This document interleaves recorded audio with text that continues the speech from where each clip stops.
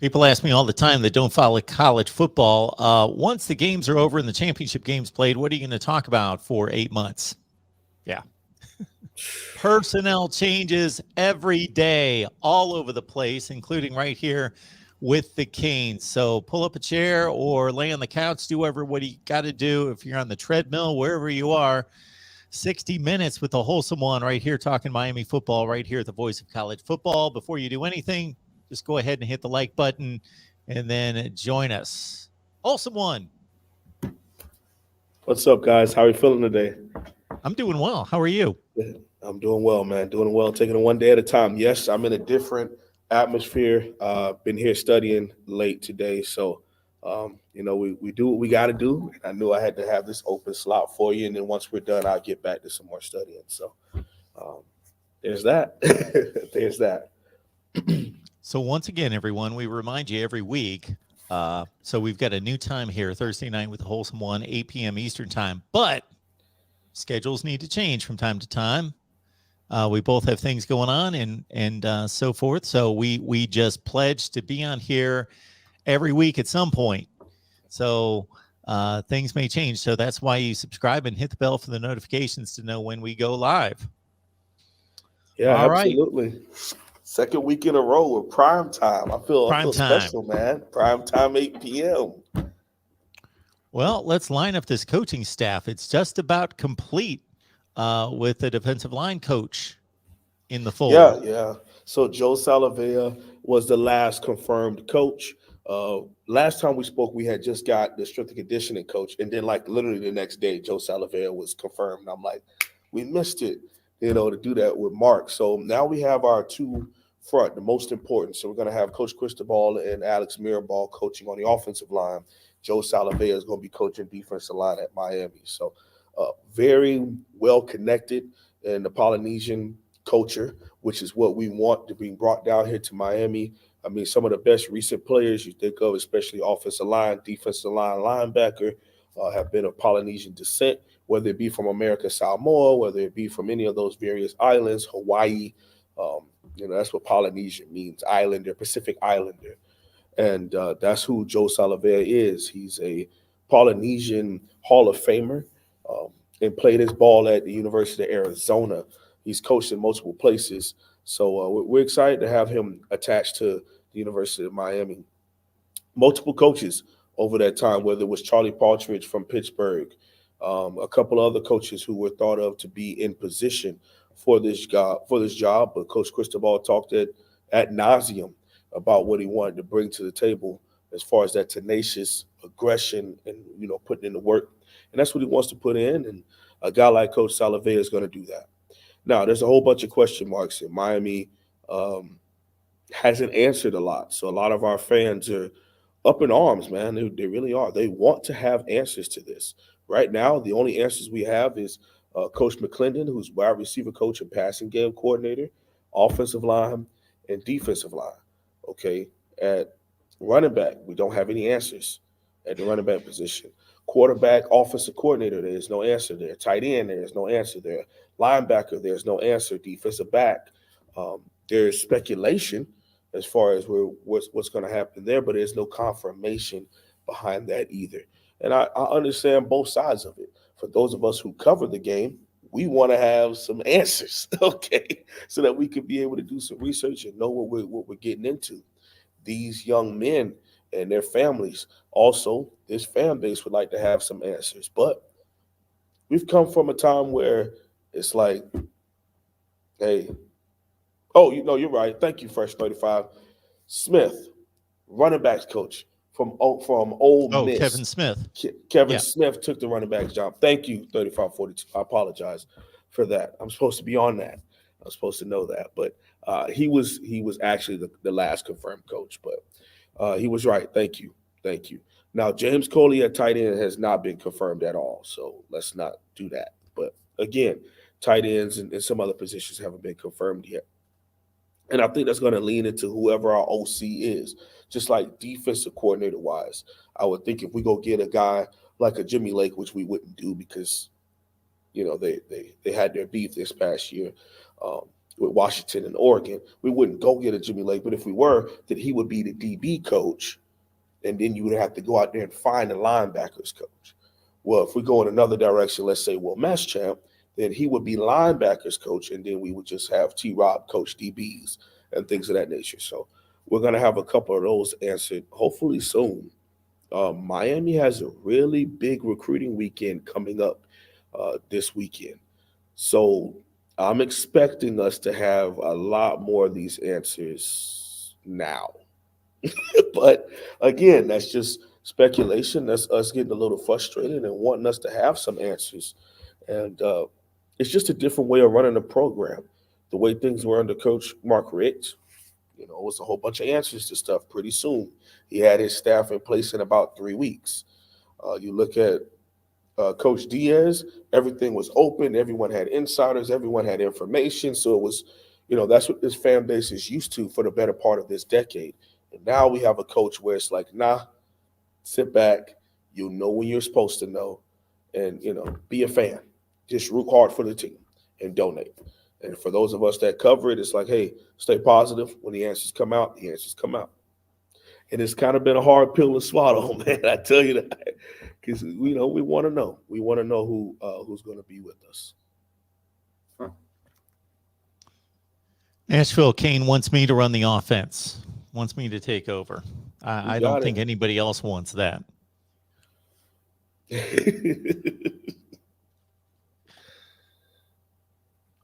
Well, Wholesome One, if two teams are going to be after somebody as a coach, those two teams that played on Monday night would be a good place to start.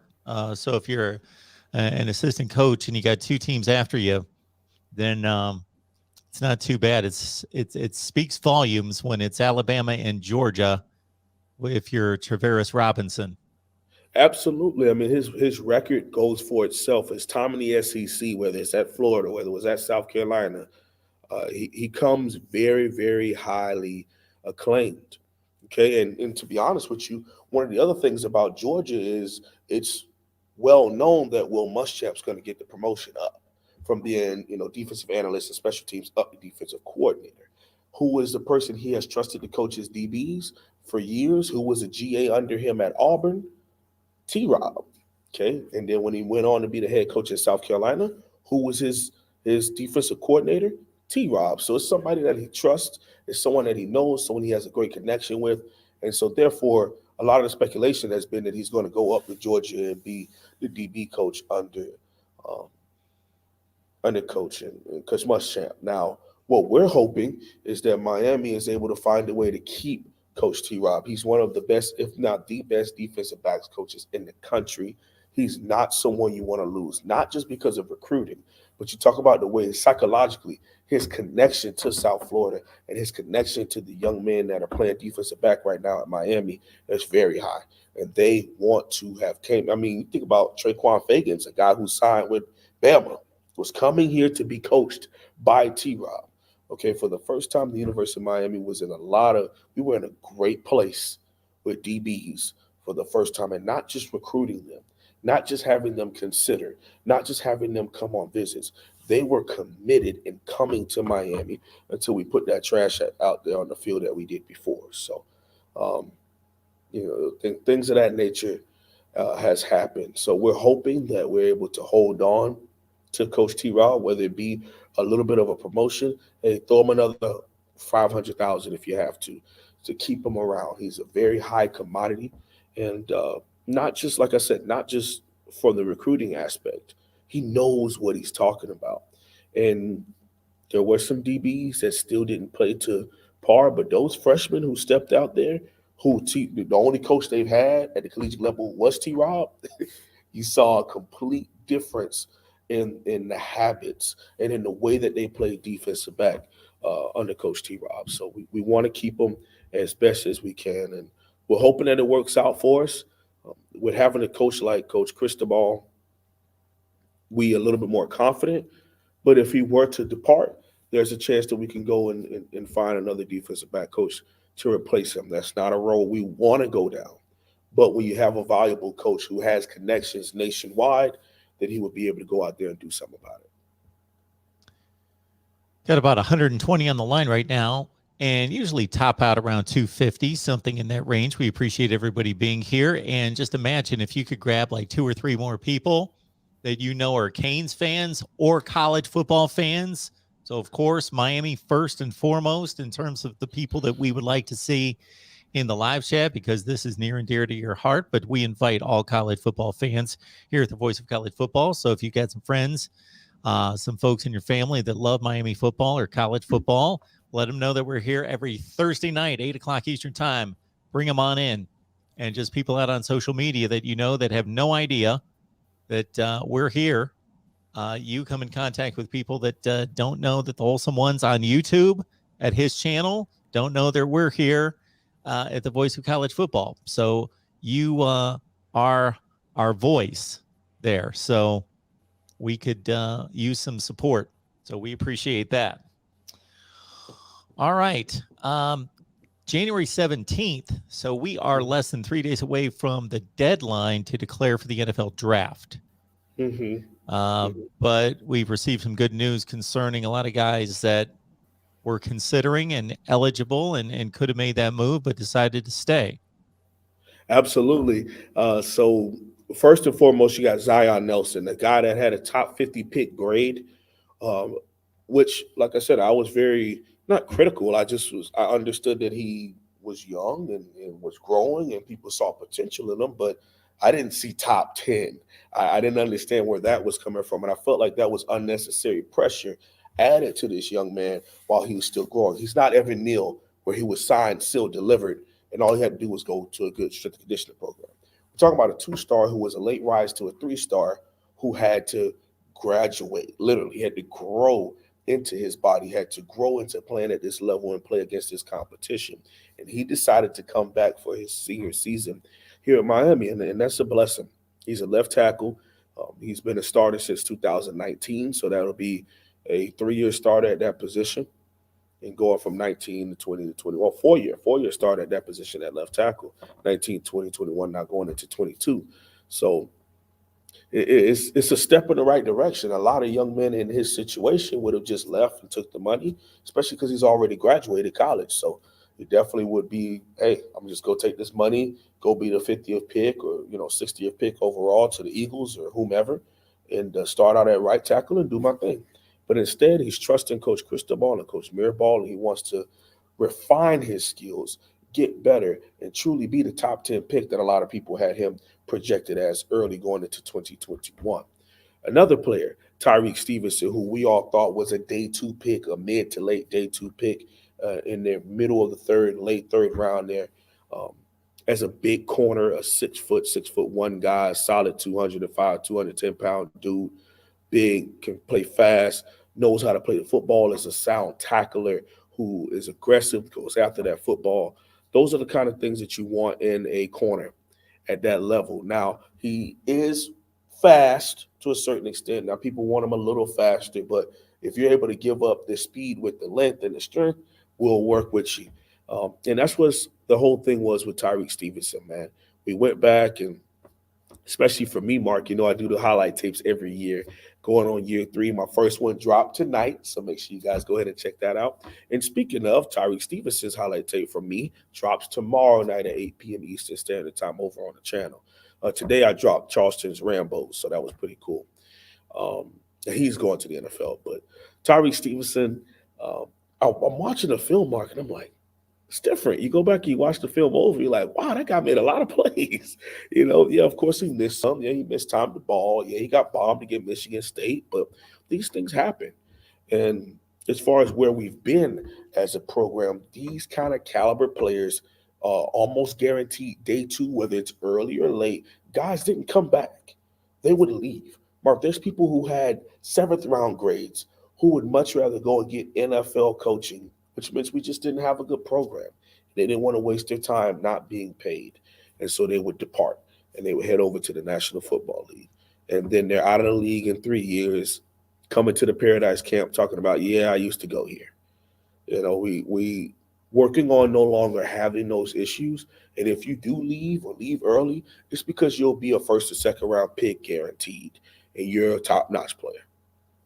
We want days Long gone of being day 3U, where guys leave here as redshirt sophomores or juniors, and it's really no weight behind what they've done here at the University of Miami.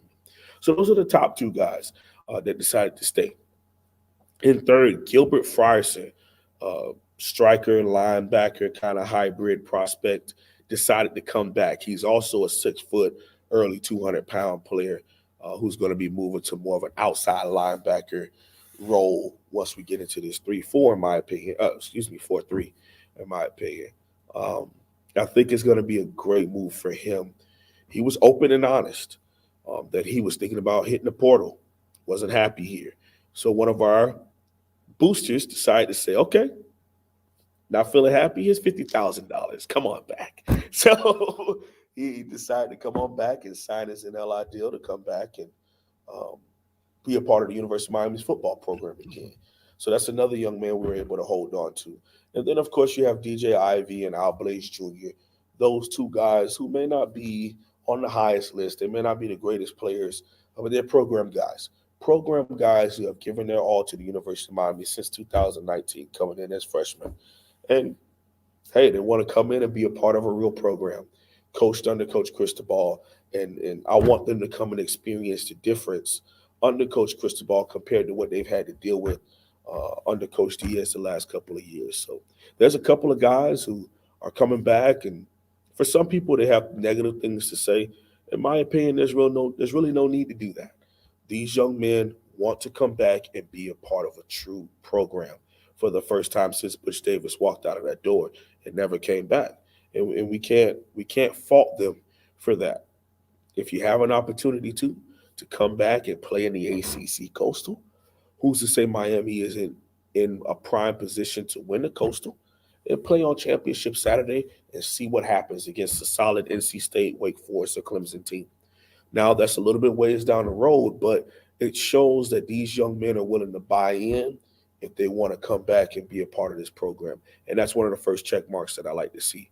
Recruit the high school guys, Mark. We talked about this before. Recruiting is not just one part. It's recruiting your own roster and being able to evaluate that roster and be able to look young men in the eyes and say, hey, you may not play here. You got 3 years left. You got 2 years left. Let's help you find somewhere to go. Or, hey, you got a year of eligibility left. You got a day 3 grade. Come back. Give us opportunity to build a relationship with you. Let's coach you up the right way. Let's see if we can get you into that day 2 and late day 1 conversation. And that's what Coach Cristobal is doing.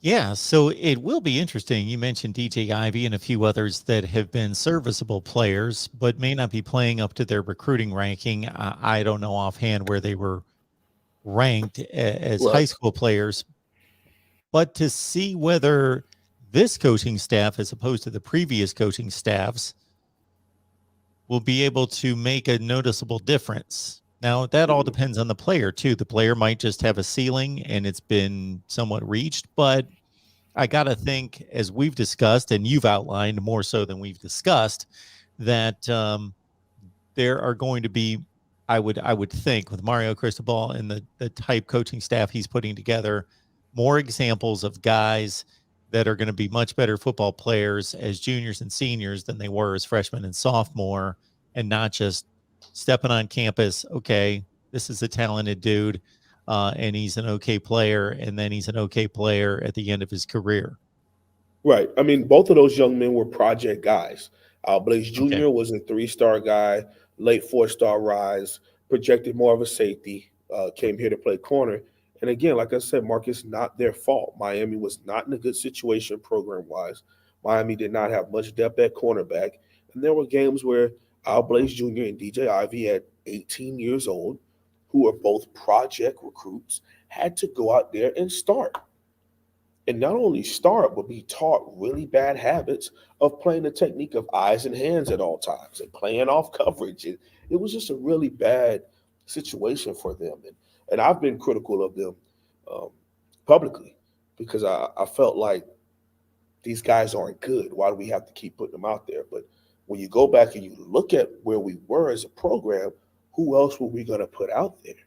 And then, Mark, we continue to recruit project players. Now Christian Williams was a 4-star recruit, top 15 cornerback in the nation. He comes here, things didn't work out. He hits the portal. He didn't even work out at USF. So maybe there was a misevaluation in the recruiting process. Maybe that young man wasn't as good as people thought. You got guys like Isaiah Dunson and Brian Balaam. These guys were safeties who we brought in and moved them to corner, and we're trying to figure out if we can help, if they can help in the depth situation, because we weren't landing cornerback recruits. So it's it's been a tough ride, Mark. It's been tough, and it's a blessing to get to the point now where we don't have to worry about those things moving forward, and it brings me a nice joy and a smile on my face to know that these young men chose to come back, because I'm happy for them. I'm happy for them to get some quality coaching, get quality strength and conditioning, and just get a different level, and to be able to experience something. Now, the wins and losses, we'll figure it out. That'll happen when they do. But the blessing that these young men will be able to have, it's I'm happy for them, and I really am. Falcon Rex, appreciate you being here as always, sir. Thank you so much for your contribution, for your support. And Falcon Rex is saying Wholesome One has the best in-depth player evaluations on YouTube.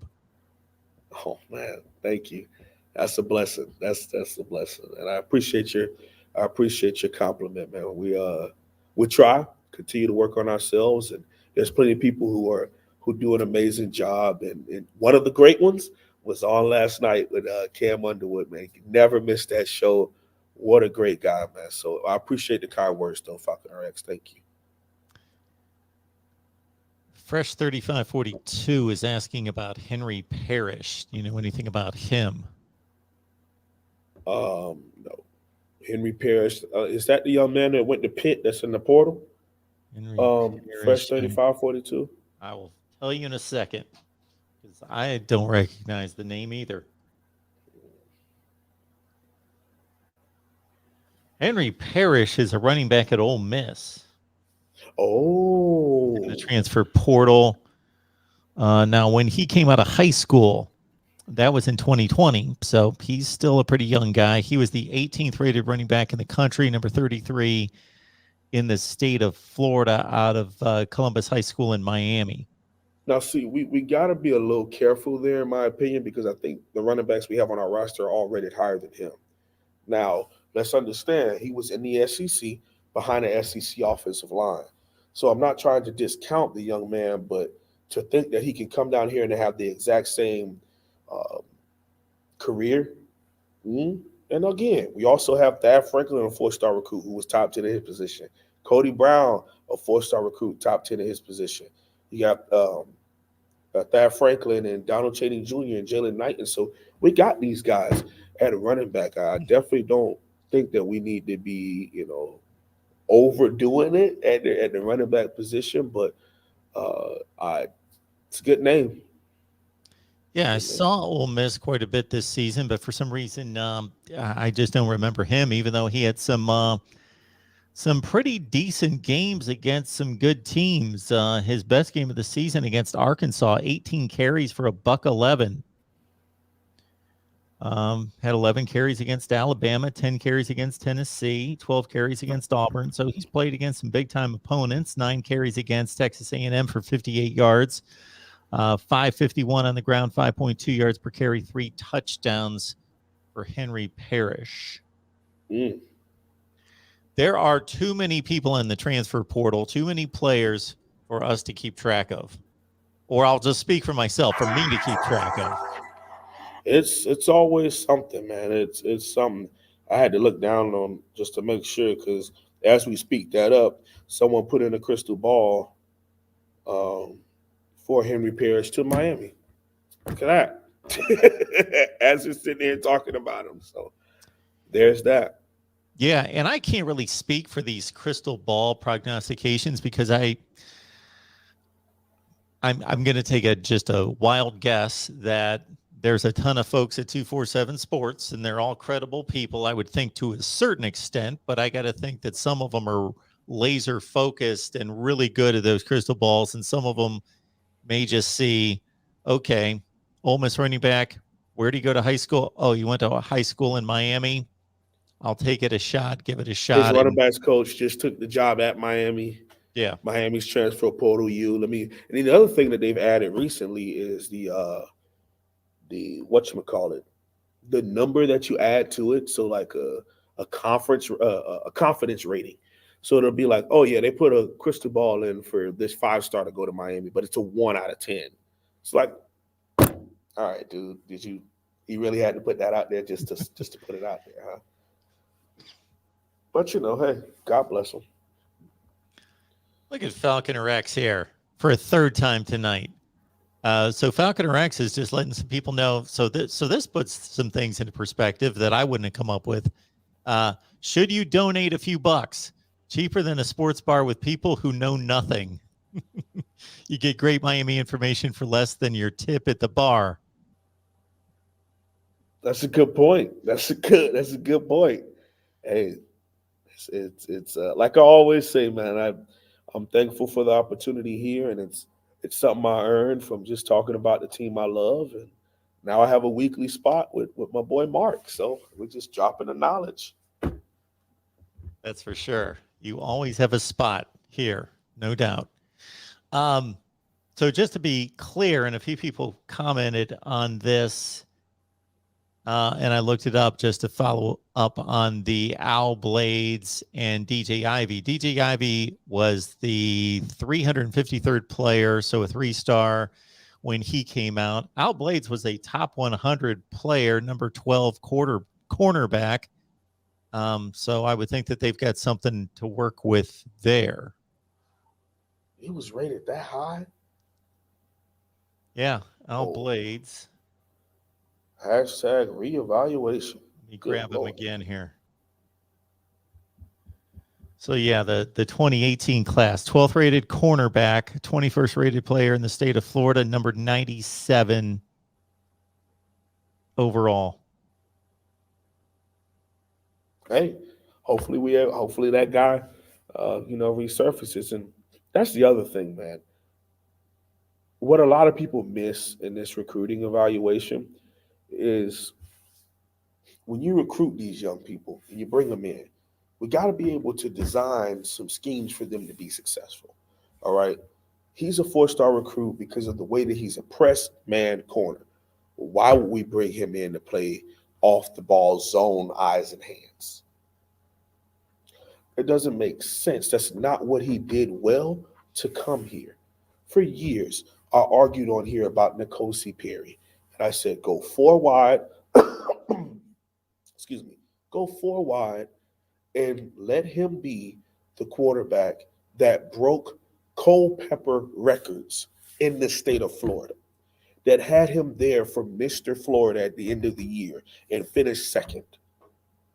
Don't bring him here and run the under center spread, and he has to read defenses from under the center, and he has to fake it off.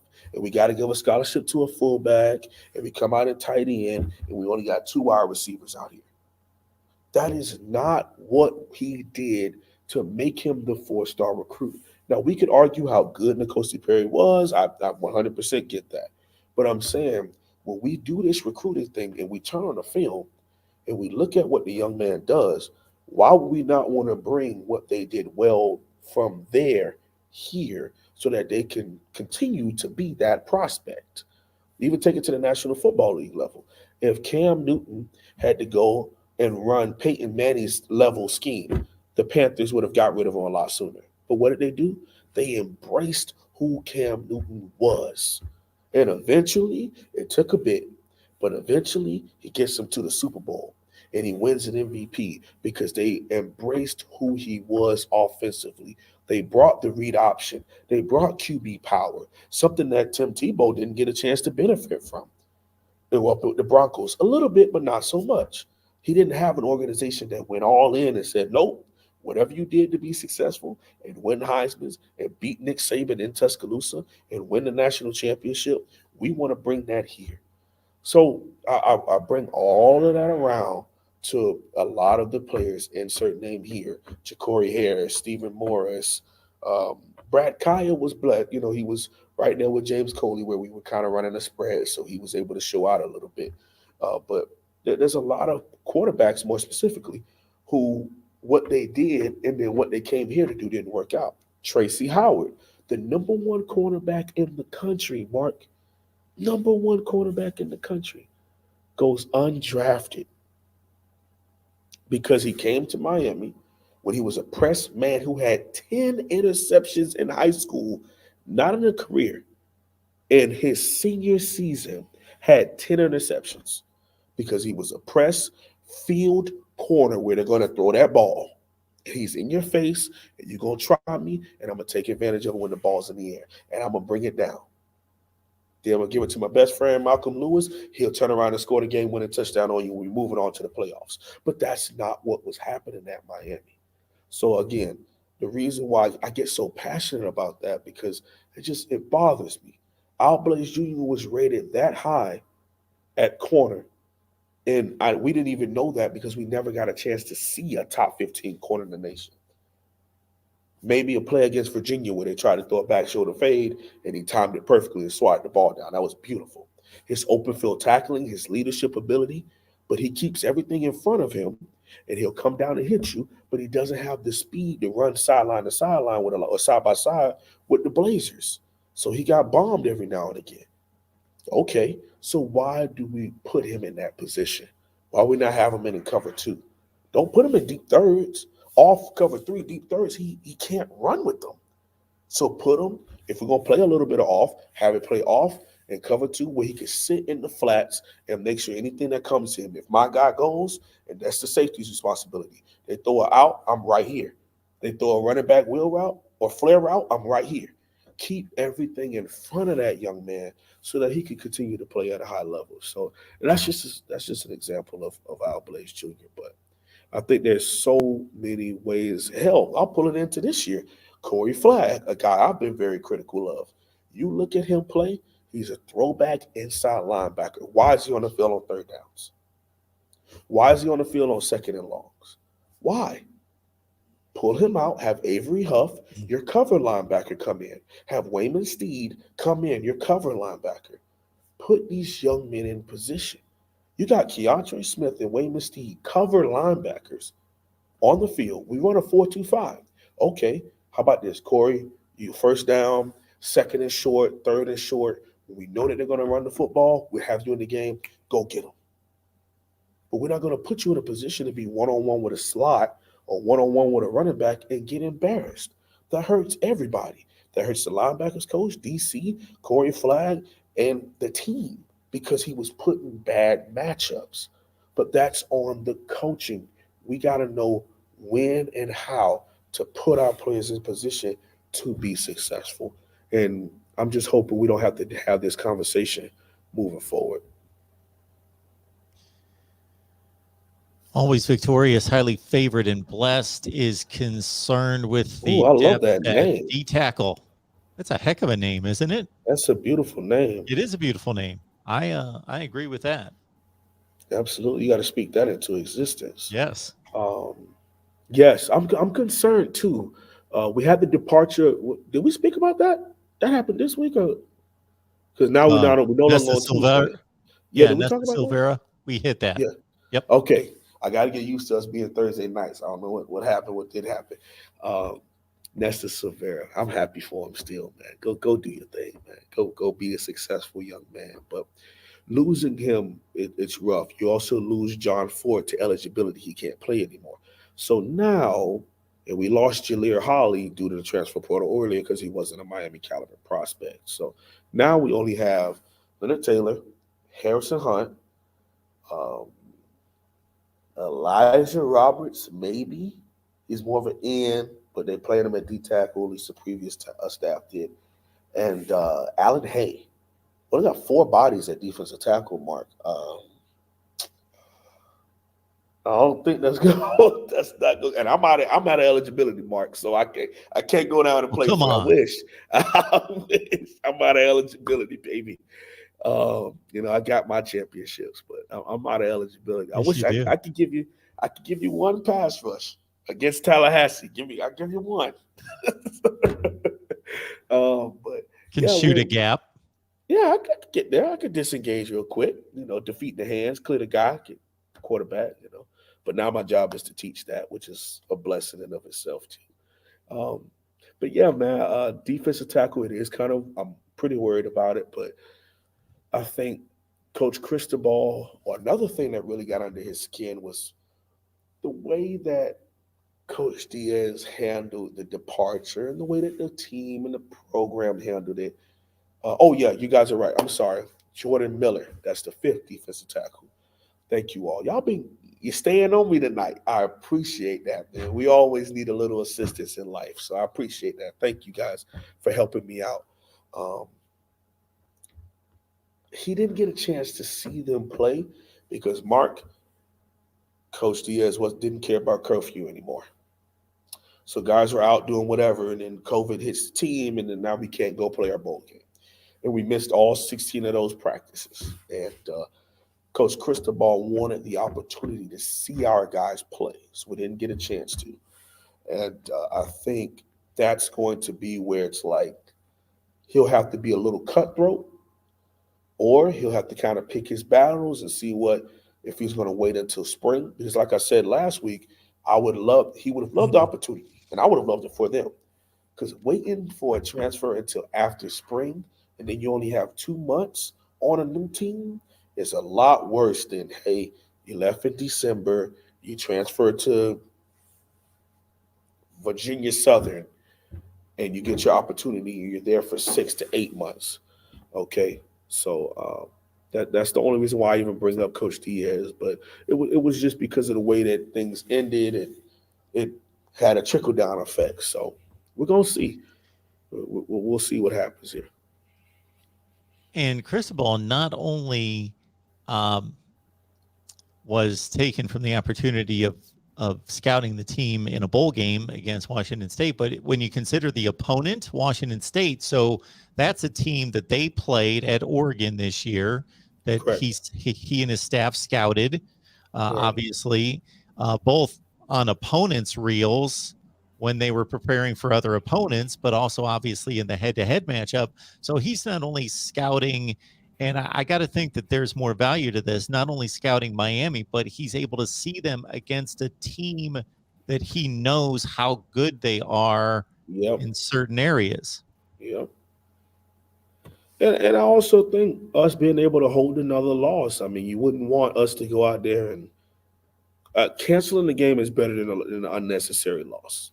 It's just call it is what it is. But the original question was asking about defensive tackle. There are some people from the FCS level who are in the portal, some SEC guys who are in the portal, Big 12 guys who are in the portal, Pac 12 guys that Coach Cristobal went against. So we're going to see. And the other beautiful thing is Miami's also going to be starting a different department for portal recruiting. It won't just be high school recruiting and things of that nature. So our recruiting department's going to grow a little more.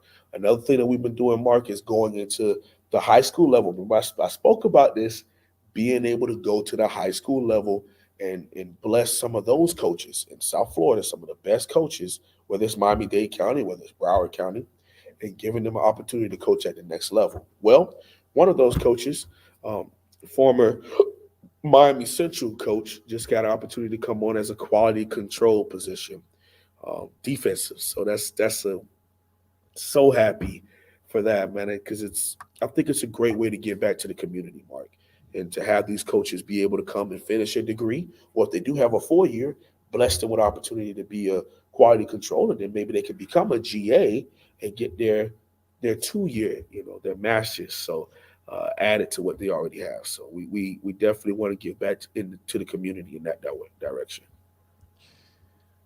We could throw out transfer portal player names all night. There's like at one point up to 1,300 players in the portal. So we could be talking about all sorts of players. So people are throwing out names. This guy, though, in particular, I post this one because this guy, defensive end O'Shawn Mathis from TCU, I can't imagine that Miami would not want him. He had a really productive 2020, 12 and a half tackles for loss and 8 sacks. So you're talking about a guy that in the Big 12 was that productive. So I think it goes without saying, come on board. Absolutely. Now TCU does run a version of that 4-2-5, and their defensive tackles are a little bit different in their approach stance wise. We scout them a lot because we run a 4-2-5 here. So TCU is a little different.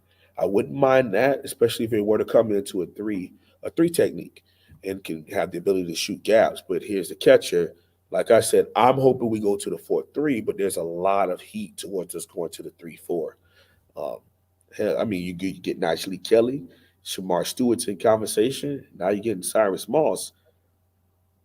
I don't know, man. That stand up outside linebacker position for Cyrus Moss sounds beautiful. And your two 4-eye techniques is Shamar and Najee. Just saying, man. Saying starts to sound like a 4-3. Excuse me, a 3-4 conversation. Falconer X, look at him coming back in here. Appreciate you. So basically, he's saying with Tyler Van Dyke's skill level being elite, and then you combine that with Ken Dorsey, if he would take over as the quarterbacks coach or offensive coordinator, both. Mm-hmm. Um, just imagine, or what could Dorsey do to enhance TVD? It's a lot. Some people look at it as like a match made in heaven. I think it would work out very well. But there are a couple of people like I'm a Kendall Browse guy. One of the last couple of days, I like Kendall Browse, what he brings to the table and what he's done with different types of quarterbacks, whether it be pocket passers, balanced guys, more run guys. He's been very dynamic and different in his approach and coached under different people. Coach Dorsey is right now in line for the offensive coordinator gig behind Brian Dayball, who has been in conversations with the Texans, the Bears, and the local Miami Dolphins to come down and be their head coach.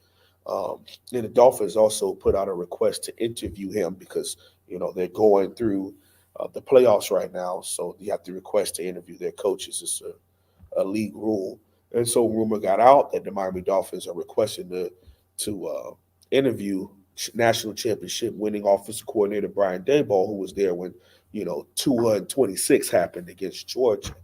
And in the person he would want to bring down with him is Kendall Browse to be his offensive coordinator. So the University of Miami might lose out on that opportunity, but the Miami Dolphins might gain that. So he wants to stay in the National Football League. I think he wants an opportunity, and what better opportunity would be to do it for your alma mater?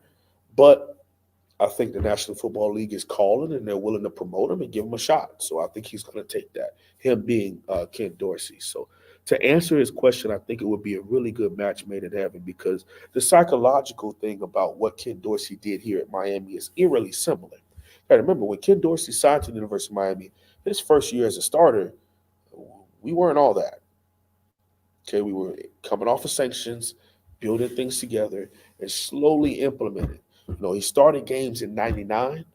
They burned his red shirt in '99 because our quarterback got hurt in there. And he started the 2000 season, and he did pretty solid. Always should have went to national championship, but like you say, there's plenty of people you can have an argument about. Oklahoma, Washington, and Miami could all have that conversation for that spot. Uh, then in 2001 he wins it. 2002 he goes and arguably should have won that if we were a little bit more prepared and went out and played a better brand of ball instead of trying to play bully ball with Ohio State. Yeah, that makes sense. Let's play Big Ten ball with the Big Ten champs. That makes sense, doesn't it, Mark? Anyhow, uh, I think what he could bring to the table would be a good maturation for a guy like TVD because he went through something eerily similar.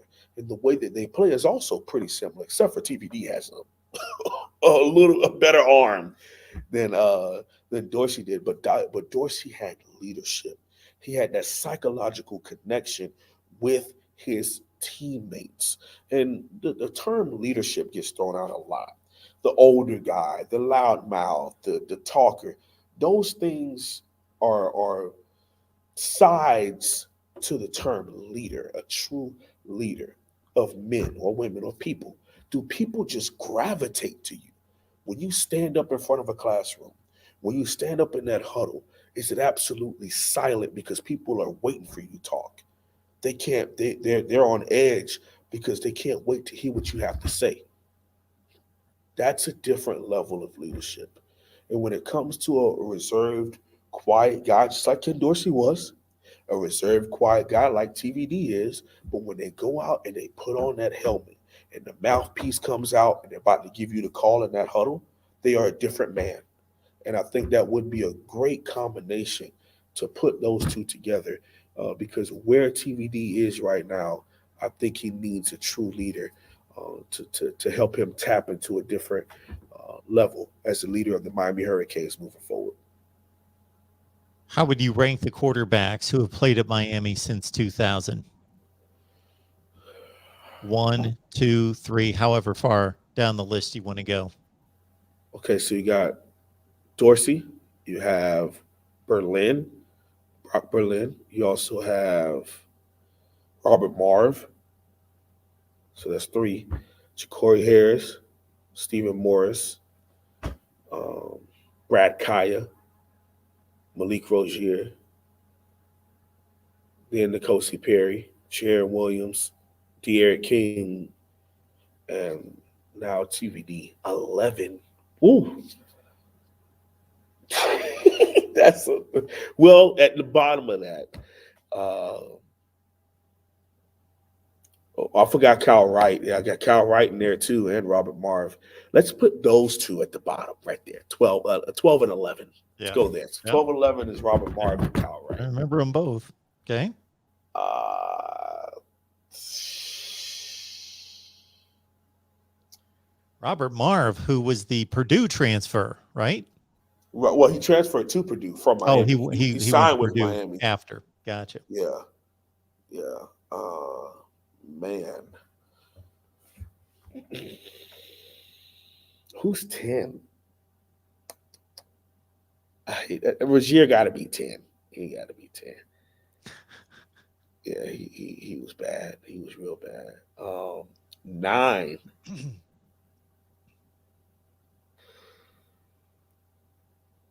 Kosi. That hurts to say out loud. Nah, 9 is Jaron. Jaron. 8 is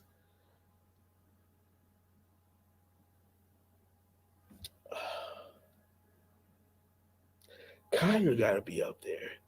1 is going to be Dorsey. Let's just leave that alone. Dorsey is going to be 1. I guess I should climb back. Go top and then climb down because going 11 up is tough. So Dorsey's 1. Behind Dorsey, I'm going to say, for me, I'm going to say Kaya. 3, Morris. 4, Harris, Ja'Cory. 5, no. 4, De'Aaron King. 5, Ja'Cory Harris. 6, N'Kosi Perry. 7, I'm missing 2 more.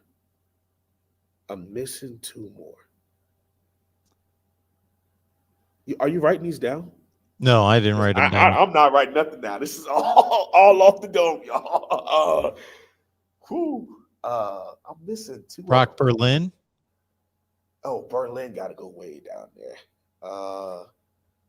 But I put Berlin in front of Jaron.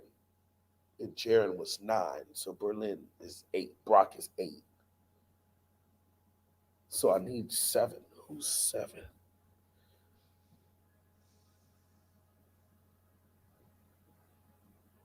I already said Brock Berlin. No, I was actually looking up stats. I was just curious to see some numbers on these guys that I've forgotten about for a long time. You say Brock Berlin is better than De'Aaron King? Okay. I mean, hey, guess what? That's your list. I'm talking about my list, baby. Stephen Morris is up there. Stephen Morris didn't win crap at Miami, but I really love the way he played. And I love the way he played. I love what he brought to the table. I love the way Ja'Cory played sometimes and what he could have been. So that, for me, is why he'll be in the top 5 or 6, somewhere in there. Brock Berlin really turned it around his final season here. 2003, Brock Berlin, 60%, 12 touchdowns, 17 picks. The next year, 22 touchdowns, 6 picks. TVD was the other one. So Oh, well, TVD would be 7. That's the one I missed. All right, so now let's see if I can remember this from top to bottom. Dorsey, Kaya, Morris, King, Harris. That's 5, right? Yep, Dorsey, yeah. Kaya, Morris, King, Harris. Who was 6? Oh, well, I'll put TVD at 6 instead of 7. TVD at 6, Kosi at 7, Berlin at 8, Freeman. Now Freeman and Marv were down at 12 and 11. 9, Rogier. No, was Rogier 9? I thought Rogier was 10. He was somewhere down there. Jaron Williams was 9. Then Malik Rogier is 10. And then Robert Marv and Ryan, or no, not Ryan. Robert Marv and Kyle Wright will be 11 and 12. Y'all bringing up Jim Kelly. This was from 2000. We're going 2000 on. Yeah. Yeah, No because those are the Gino people I would Toretta, have. Bernie Kosar, Jim Kelly. But Yeah. Robert Marv, his only season with the Canes, 9 TDs and 13 picks, 54%. He must have got a little coaching at Purdue because 3 years later, he's at 66%, 15 TDs and 5 picks. Well, I think one of the other things that people, again, Miami has arguably should have always been a one-back system. I mean, it was brought to us by Dennis Erickson, but people continue to make those hires where we want to play great defense, tenacious defense, electric special teams, but then we wanted to be conservative on offense, which was weird. You know, with the University of Miami, why are we in 21 personnel trying to prove to people that we got the bigger stick and 2 wide receivers on the football field? You know, there's no need for that. This is a place where we should have been 3 to 4 wide with a tight end or split back. That's the only difference, whether it's 3 or 4 wide receivers, and we should have been a pure spread. Now, you could be 3, 4 wide in a pistol or under center back in those days. Now, to argue that we should have been in a shotgun the whole time is different, but just having a spread approach. Miami is rarely ever lacking at the wide receiver position, the running back position, the tight end position. Why not lean into those things? We lack offensive line. Geographically, we don't produce those things. Geographically, we've been kind of iffy on the quarterback position also. So why not have a system that's easy for the quarterback and easier for the offensive line in a spread approach? That's all I've been saying. So it's like 91, Miami should have been leaning into that way of thinking. But you said since 2000, so imagine Ken Dorsey playing in the spread. You know, but I say those things because you got a guy like Ja'Cory Harris, who was a 3-star, 4-star prospect, lost 2 games after being a 4-year starter at Miami Northwestern, 2 national championships in there with 3 state titles in there out of 4 years. And he was running a 4-wide, 1-back system as a freshman and calling his own plays. He gets to Miami, and we're running we got a 2-back, we got 2 backs in the backfield, 2 tight ends, 1 wide receiver. Or we go 12 personnel, where we got 1 back and 2 tight ends, 2 wide receivers. It's like, why are we doing this to these players if they have been playing in the spread since the mid to late 2000s in Miami-Dade County and in Broward County? But when they came to the University of Miami, they had to play a whole different brand of ball that didn't contribute to them being successful.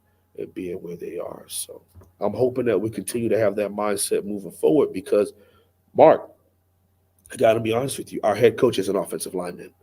So, and if you watched Oregon play last year, he leaned into that offensive line and he leaned into his run game very heavy. So I'm a little nervous that we could have a headstrong situation here, but he has said he wants to be multiple. And, Dorsey would bring a multiple offense here, but Kendall Browse would bring power spread. But we run the ball, but it'll look similar to what you guys have at Ohio State, where we still gonna run that ball. Yeah, we're gonna go four wide, but we still gonna run that ball, and we still gonna, get us 1,000 yard back or 1,200 yard back with 10+ touchdowns because that's how you play the game. You got to be balanced. You can't be too run heavy. You can't be too pass heavy. You got to find that 60-40, 65-35 range. It's probably the best thing that you could do. Because 70-30 is still a little too lean in the one side either way. So, um, but I'm hoping, man. I'm hoping and praying that we don't have those situations here. Falconer X, you just named 15 good to great quarterbacks. Really? Uh, I would at least say they were good. No one on there that I said was lower than a 4-star besides Malik Rozier, who eventually earned the starting job here and won 10 games. So, he is at least, I guess he would at least be listed as a good player. Um, Now, in comparison to some of the stuff he did once he got on the football field, yeah, you could start to matriculate him down the list. But especially coming out of high school, Ja'Cory was the dude. Robert Marvin, Kyle Wright was the number 1 quarterback in the country. Like, this is supposed to be a perfect handoff from Dorsey and Brock Berlin to Kyle Wright. Here you go, boss. Stick. Boop. Take off. But it didn't work out well. So, uh, we hoping that all this 7-on-7 and all of this passing league, as they call it out on the West Coast, we call it 7-on-7 down in Miami.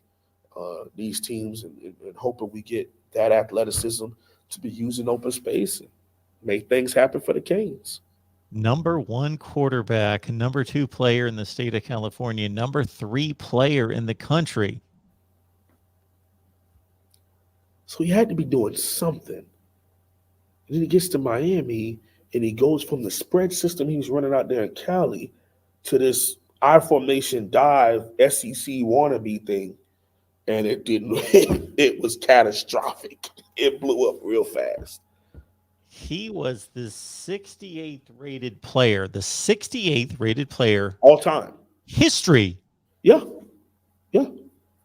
Wow. Prototypical size, 6'4", 6'5", 200 some odd pounds. Yeah. And we fumbled the bag on that guy. That's what I was going to say when you said you brought up him going to Purdue. It's because he finally was in a system and got quality coaching, was able to be himself. But, man, he was supposed to be that dude, Mark. He was supposed to be that dude. Wow. Okay. Yeah. He had a pretty good 2005, 58%, 18 touchdowns, 10 picks. Then after that, it was 8 and 7 and 12 and 14 in 07. 2005, man. I was 9 years old. 9 years old. Yeah, I wasn't. No, you were. I wasn't 19 and I wasn't 29 either. You were almost in your 40s there, Mark? In 05? 2005, yeah. I was pushing it. I was close. Wow. I was pushing it. Time picks up and moves on you. What's that? Said time, it just picks up and moves on you sometimes. It slips away. Yeah. It slips away. Folks, look at the banner down at the bottom of the screen. So what would be phenomenal is if we had a sponsor here, whether it's for the Wholesome Show or just all our Miami Channel shows or the Miami Channel all inclusive or the voice of college football and everything we do, regardless of your niche and what you would like to support. If you've got a small business that could benefit from the viewership that we have here. And certainly, if you get in contact with me, I would supply all the numbers and everything that we could do for you through a sponsorship. So hit me up at MarkRogersTV at Gmail. And if you're in contact with anyone, maybe you don't have the small business, but you have an inroad to a small business or a business that would like to support us, doesn't have to be a small business. Shoot, I'm all with Big Sporting Goods or Coke, whoever wants to support us here at the Voice of College Football. Absolutely. Absolutely, man. All right. Anything else here? No more super No, chats man. to hit on. No more news from me. Well, I guess you do have a little bit of trolling news. Romello Hyatt, former 2020 or 19, Okay. Yep. edge rusher, guy I was so excited about, man. I was really excited about him. Trolled us, um, Georgia guy signed with Auburn on time Yeah. that they flipped on us, and really hurt a lot of the fans here. He's in the portal, so got to be careful, man. Trolling Miami, it doesn't always work out for you. There was no need for the way that he handled that situation at all. So, hey, God bless you. I'll take the high road on it. But at that time, I was hurt. I was hurt. 6'5", 225, kind of SEC looking player coming to Miami was something that we hadn't seen, and we needed a strong side DN. And him and Andrew Chatfield were guys that we were going after real hard, and they kind of spit in our face on the way out. And I never thought that was necessary. I'm never even for people picking up hats and throwing them. Those coaches put in the effort to get to you. You put on their uniform. You went on official visits there. I don't think it's no need to be that disrespectful to these programs and that approach. I don't think that that's cool. But is it kind of funny and cool in the moment if the guy picks your team? Sure, but you look back and you wonder, okay, why? Why go that route? It just shows somewhat of a lack of maturity, in my opinion. 904 Hurricane would like a comparison between the elite camp that's just about to get underway, right? Here in the next couple this weeks. weekend. Yeah. Paradise camp that Mark Richt put together. And the most recent one, I guess. It took a big nosedive. It just kind of turned into a glorified 707 local kind of thing and side official visit kind of thing. But for the most part, when Coach Rick first did it, Heisman Trophy Devonta Smith was there. 5-star recruit Jalen Hazelwood was in Miami at the very first Paradise camp. It was big time. Okay, Jalen Waddle was at that camp. Okay, that was a whole different level because you got Mark Richt coming from the SEC, taking a Miami job, and brought a bunch of the people from Georgia with him to Miami. Everybody's like, Miami's serious. Yeah, he's older and his health caught up to him, but it was a big thing. The list of prospects who are going to be at this camp, it's elite and it's comparable to that night if you look at 2023's list. The number 1 and number 2 offensive guard, number 1, number 2 running backs are already said that they're going to be there. So that's big time stuff for 2023. 2022, which is what we're dealing with, which we only have about a month left to recruit. It's some good names in there, some really nice offensive line and men are going to be in there. So it's a little iffy, but we have to wait. Thank you. Jerry Jeudy was at that camp. Man, it was mind blowing the talent that was at the very first Paradise camp, and it was such a great idea. Why not come to Paradise? Now in hindsight, you looked at it. Probably the reason why he called it Paradise because Mark Richt was on his way out, and he was retiring. You want to retire in Paradise, so it's a little different. In the approach where, no, we're not calling it a Paradise Camp. We're calling it Elite Prospect Day.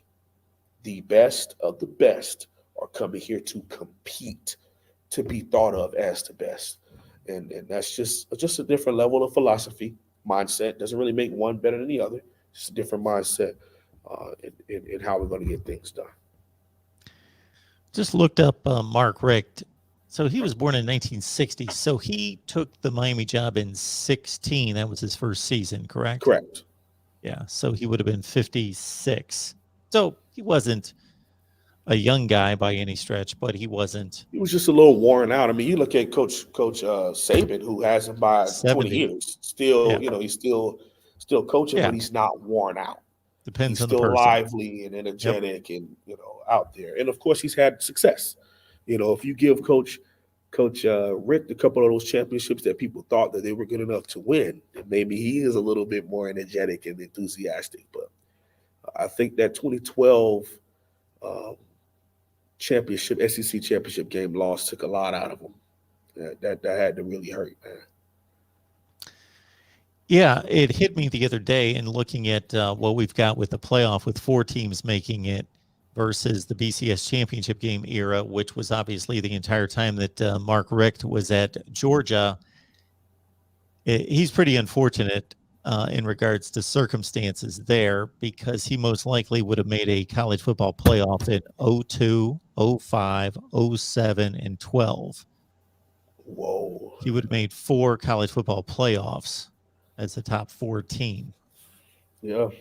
So, I mean, I'm for expansion to a certain extent. I just think keeping it, Mark, I've always been 6 for a while, but eight's cool. I've never argued you out of 6. You have. I'll No, do you that have. some other time.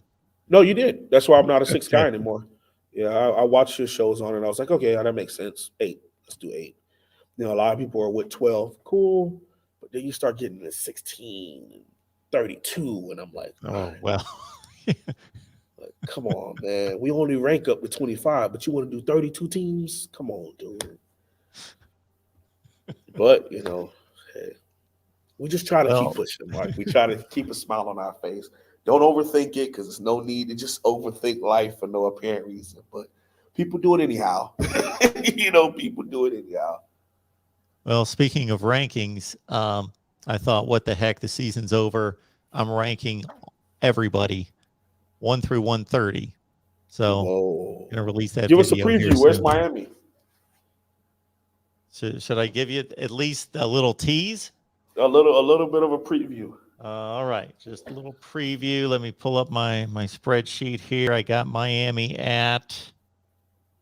Where does everybody think Miami should be in the final rankings? 1 through 130. Let's get some numbers here. Okay, I will say anywhere from in a 10-point range. I'm gonna say 35 to 45. Okay. Anybody? What do we got? We got 130.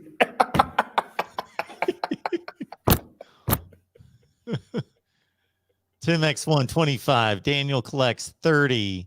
Arlen says 130. What? Anybody else? Herbert says 21. We know they went 7-5, right? Against not that great a schedule. DeMonte 45, Sean 53. Anybody else? We got a 47 out of Lucas, a 22 out of John, a 32 out of. Oh, now they just like swarming. So I can't read off all the names. 22, 35 47, from the SEC 35. fan. Falconer X number 3. Utah 30, 35, 19. 3, 35, Falconer X. We're not reading yours anymore. 40, 31. Okay. You guys are roughly in that range. 37. Okay, yeah, I said 35 to 45. 37 is good. 37. So everybody be looking out for my 1 through 130 rankings. Give them a look. I'm going to actually not just read them off like my top 25. That actually makes sense. But what's taking me some time is I'm just putting out a kind of a note about each team, a one-liner. And my one-liner for Miami is going to be something that I've mentioned here, that even though they lost 5 games, but they beat the 2 best teams in the ACC on their schedule. So that tells you something about the inconsistency. Yeah, it was almost to the point where Miami beat the 2 teams that would have played in the ACC championship game if NC State would have handled things against Wake. But, Hey, it is what it is. We hope that we could pull our life together and pull our programs together. Like I say, man, this it's more to life to football, but during foot when you out there getting paid 50,000 a year in scholarship money or NLI deals, the thing that matters is football, man. You go out there, you win, take care of yourself mentally, of course, but win games, man. Win games. Great show, Mark. I told you, man. This 8 p.m. slot, prime time slot, it's perfect. It works out perfect, and I like it. I like it a lot. We had a nice crowd in here tonight. And once again, everybody consider bringing some more folks in here on a Thursday, 8 o'clock Eastern time. And Lord willing, we'll be back here next Thursday at 8. Again, subscribe, hit the bell for the notifications to know when we go live. Check out the latest work from the Wholesome One right here on YouTube as well. Wholesome One, you have a great weekend. Thank you, man. Thank you. You guys have a good night. And as always, God bless